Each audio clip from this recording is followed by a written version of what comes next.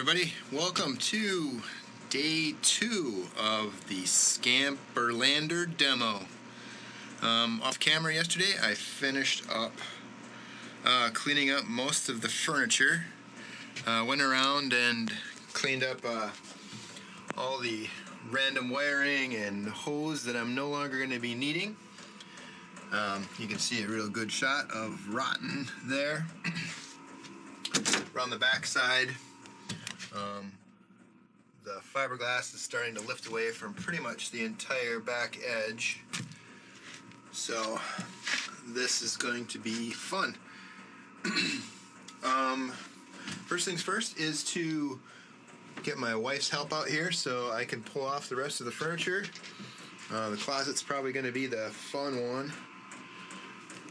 But after that, I'm going to start hacking away at the floor.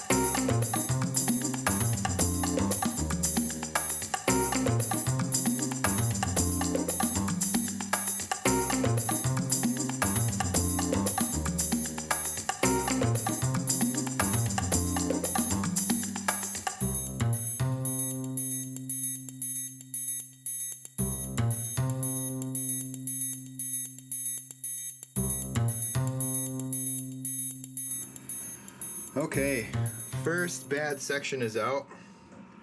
This whole corner here by the wheel well was just completely rotten. I'm absolutely amazed at the construction of these things. It's just OSB with some slobs of fiberglass and resin around it. Definitely not going to put this stuff back in. That was harder than I thought. A lot of the screws obviously are stuck. It's just wood screws or machine screws screwed into this frame. Definitely not going to do that either. I think when I reinforce the frame, I'll probably put some L tabs on so that I can do a through bolt and actually have something that I can check to make sure it's staying tight. Yeah, this is about as much fun as I thought it'd be.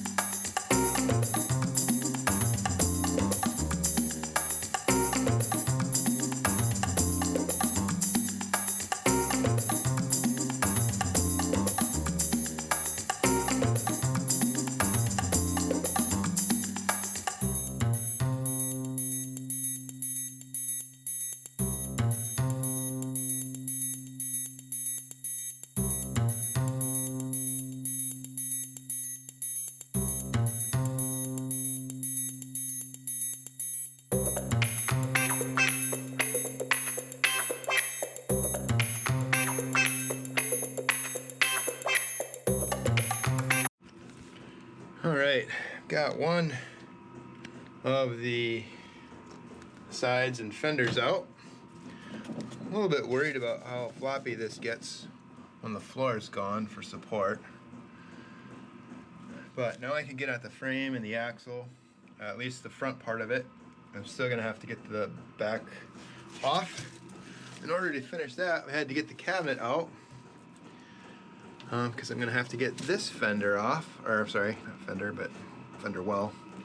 But yeah, down in here, it's just all toast. So, yeah, making progress, getting itchy.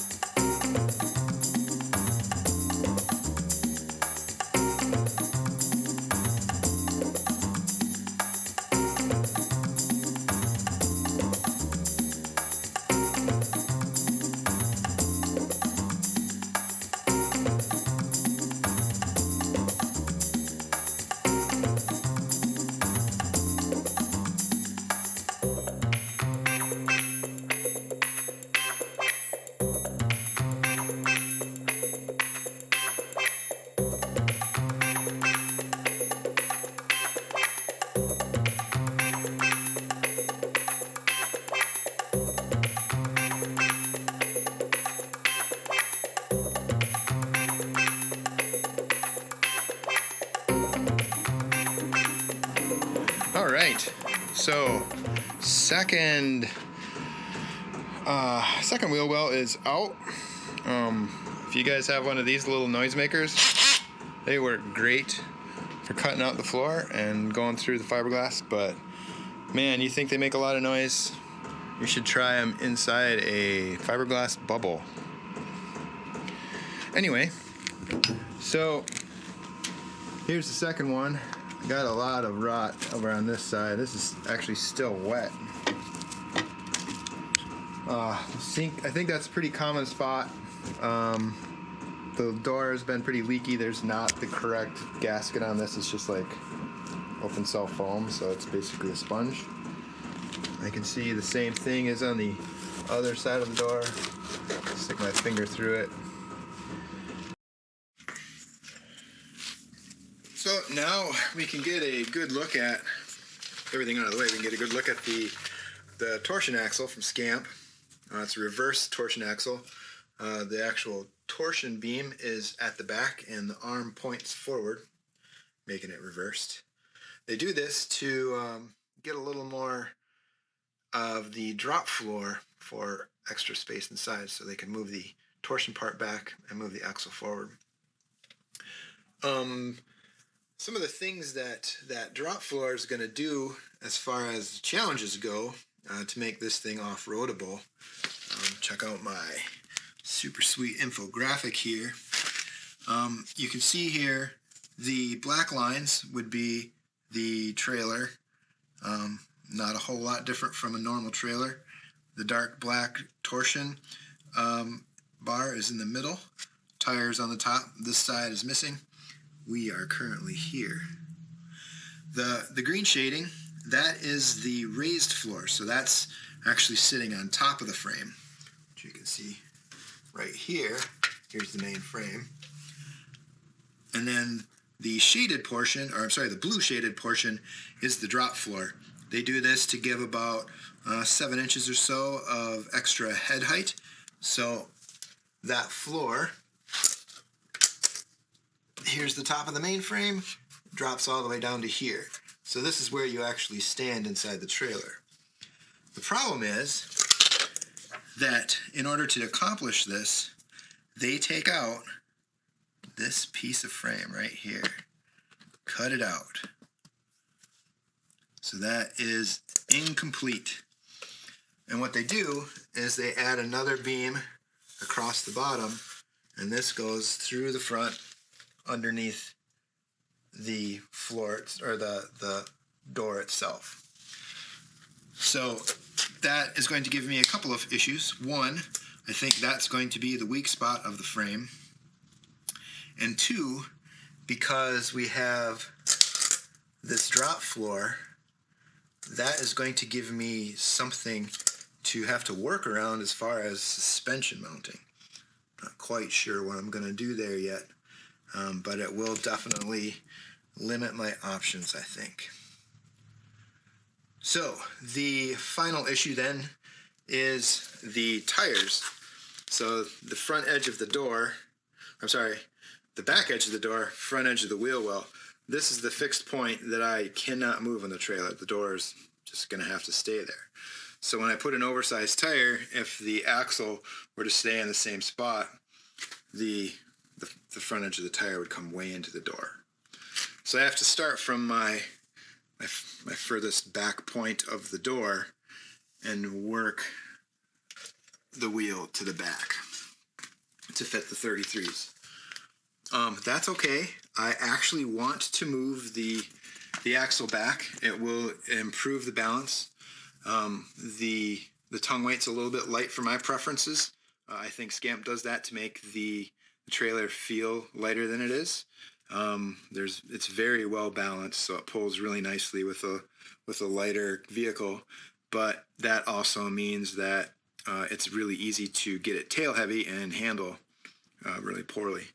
And then the second thing that moving the axle back will do is increase my departure angle, because I'll be reducing the overhang at the back by quite a bit for coming off of slopes and rocks and whatnot. So these are all things on my brain that I'm going to have to figure out if I want to make this work. So thanks for watching, and I will see you in the next one.